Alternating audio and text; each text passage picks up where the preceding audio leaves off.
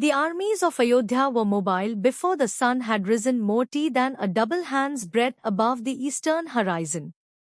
It was an awe-inspiring display of planning, coordination, and precision. Queen Kausalya and Sumitra watched from the highest balcony in their palace as the Akshohini wheeled in enormous crescents in order to maintain their formation while navigating their way out of the city precincts. A dust cloud the size of a mountain rose up high above. Panicked flocks of birds crisscrossed the skies, alarmed by the great and unusual gathering of mortals below. Their scavenging brethren began to collect overhead and follow the procession, knowing that such large gatherings of mortals usually meant fresh meat to be had, if not right away, then soon.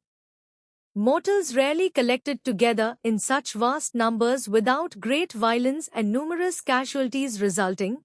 It was an enduring trait of humankind.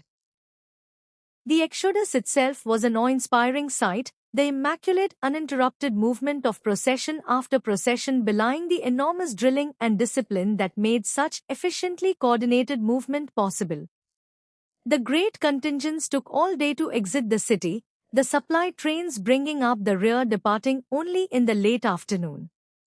This long tail would link the armies to the city across their campaign trail, providing the vital sustenance that enabled an army to fight abroad.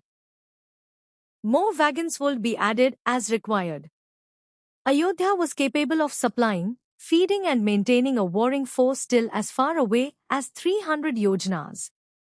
This impressive capacity made the city-state a force to reckon with. Even nations. Avodhva did not rely on its own surrounding towns and villages in the most far-flung corners of Aryavarth and beyond.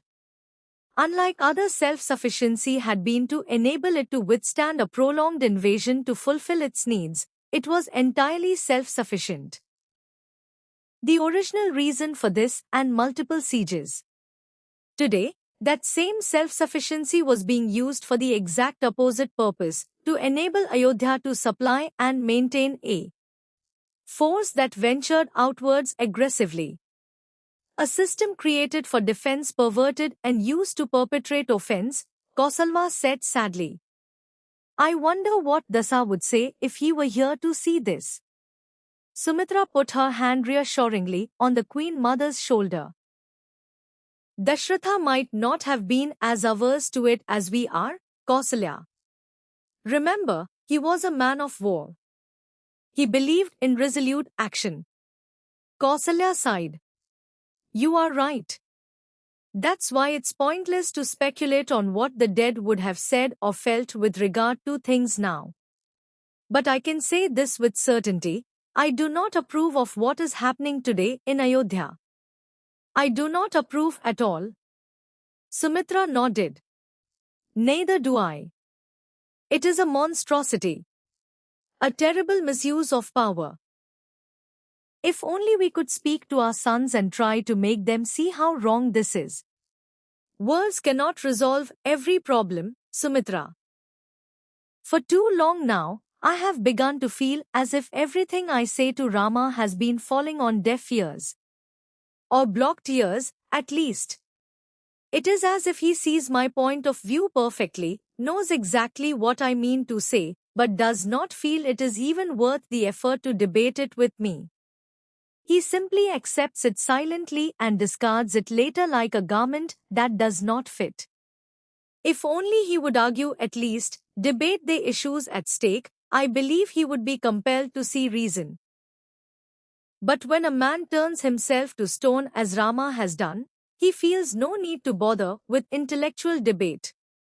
He simply does as he pleases and nothing can sway him. Sumitra looked at her, concerned at the intensity in Kausalya's tone and face.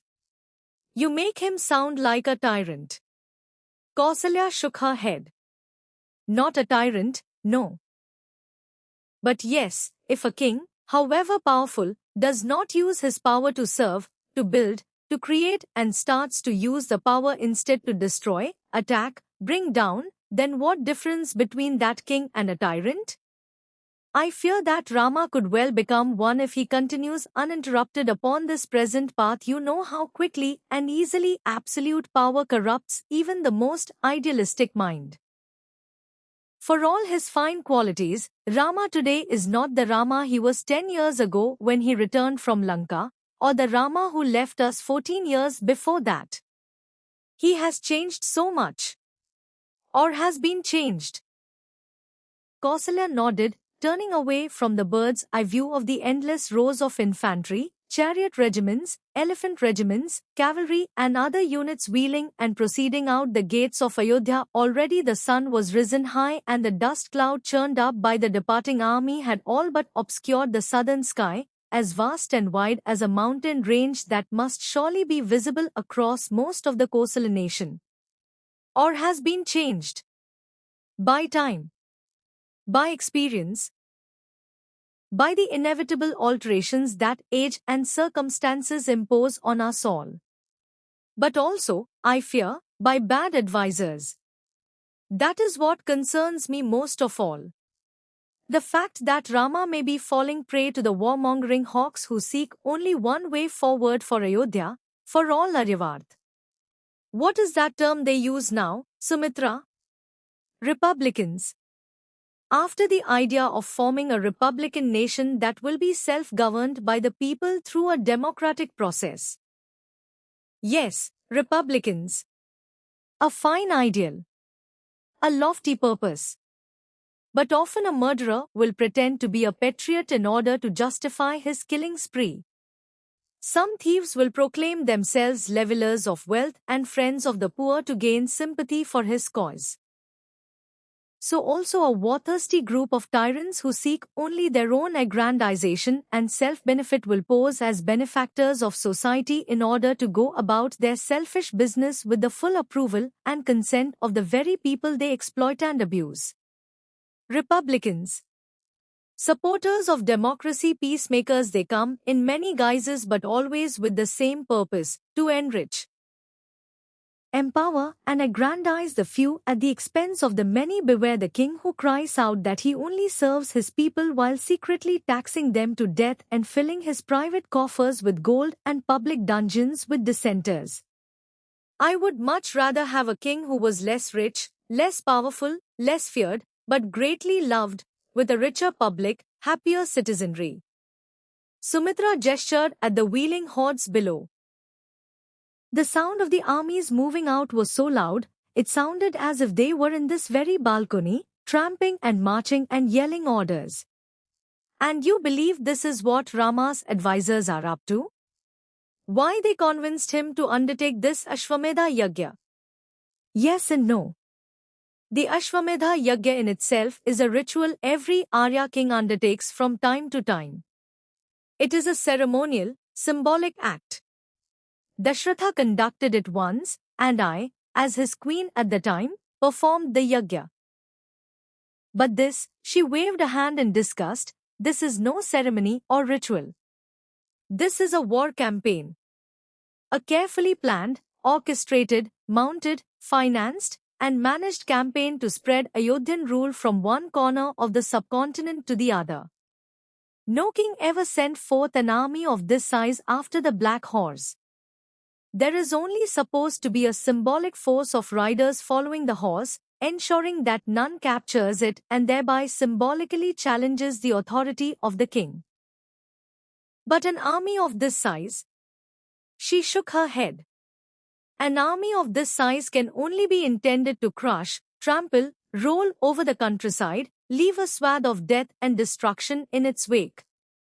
This is akin to what the Asur hordes sent forth when they began their invasion and attempted conquest of Prithviloka. Sumitra frowned. And one argument raised by the likes of Jabali and Bhadra is exactly that. They say that not long ago the Asur hordes led by Ravana sought to cut a swath of death through the mortal realm. Now, it is time we mortals put on a show of strength so great that no other force would ever dare to attempt such audacity again. Kausalya made a sound of exasperation. They are wrong. Invade because they desire to take lands by force, to rape and pillage and destroy, to conquer. It is the most vile act of mankind, the low invaders. But to imitate them, to emulate their example and send fong ebb of human behavior. It is one thing to defend oneself against our own forces to do the very thing. What sense does that make sending these forces? Through our age for one thing, where are we lands? To subjugate our own people, and our neighbors and allies and a few hostile nations who are neither neighbors nor allies, Sumitra added thoughtfully. Yes, but who are not enemies either. And by doing this, we aid certain to force them to become our enemies. For the sheer size of OU forces will compel them to band together and unite against us, and we shall have created a new, more powerful enemy than actually existed, besides which, what gives us the right to do all these things? Sumitra shrugged. They say we must do it because we Ayodhya. We are the land of freedom and courage. The nation that the world looks to for protection, for hope. They say it is our responsibility, our dharma. Dharma. Kausalya laughed bitterly. They do not know the meaning of the word. Dharma does not mean going to war when there is no threat to oneself. Dharma is not raising a force great and not conquer all the known worlds and then use it to do just that. Dharma is not pretending to conduct a symbolic horse sacrifice and using it as a cover for a full-scale invasion of one's own land. It is not dharmatha drives them. It is greed, pure and simple. Lust for power. Arrogance, and because it is couched as dharma, presented with pretty words and fancy ideas like republicanism, democracy, a people's kingdom, their responsibility, protection, necessity, because of this devilish subterfuge it verges on tyranny. It is tyranny. Yet Rama is no tyrant, Sumitra said firmly. On that we are agreed. She might be the mother of a different son, but she could hear Nol spoken of Rama without debating it hotly. Kausalya touched Sumitra's shoulder affectionately. No, he is not. That is why it pains me so much to see him caught up in this manipulative politicking and wild rhetoric. They watched the processions for a while. The sun drifted overhead and passed into the afternoon, dipping lower and lower towards the western horizon. And still the regiments wheeled and turned and wound their way up the avenues and out the gates and up the Rajmarg. It seemed as if they would go on thus forever. What shall we do then, Kausalya? Sumitra asked a while later. We must do something. Otherwise there will be terrible bloodshed, and once that occurs, the chain of violence will be set into motion yet again. Kausalya nodded. She knew what Sumitra meant. United by the last Asura war, mortal nations had fought largely together, putting aside their own territorial ambitions and other differences to fight a common, far more powerful invading foe. But now that there were no Asuras left to fight, all those petty differences and ambitions had begun rising once again to the fore, needing but a catalyst to set the pile blazing into a bonfire of crisscrossing clashes that could only lead inevitably, eventually, to a great internecine war. There was far more than just Ayodhya's future at stake here, or Rama's reputation as a king. It was the future of all Aryavarth that hung on the outcome of this so-called Ashwamedha Yagya. Yes, we must do something, and we must do it before those armies cross our borders and cross swords with our neighbors and allies, let alone other hostile ones. Once begun, this will lead to a war among the Bharat nations such as has never been seen before. Kausalya was referring to the original Bharat tribe governed by the legendary Vedic king Sudas, who had fought and won the historic Dasrajna war, defeating 10 powerful kings to claim this subcontinent for the Bharats. Today, all Aryas residing in this part of the world were descendants of that great Bharat king Sudas and his original tribe. Indeed, while the term Aryavarth described their civilization and culture, the correct the Bharats name by which the subcontinent was known was Bharat, or land of.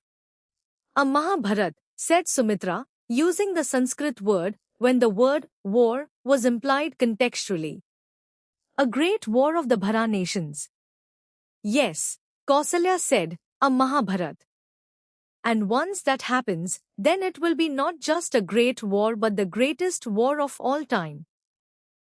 That is why we must do whatever we can to ensure that this yajna goes no further than the borders of our Kosala nation, which was as it was supposed to be as per the Vedic ritual of the Ashwamedha. The horse was Enox expected to rove the entire mortal realm after all, nor was the king sponsoring the sacrifice expected to conquer the whole of Prithvilola, merely his bordering kingdoms and regions.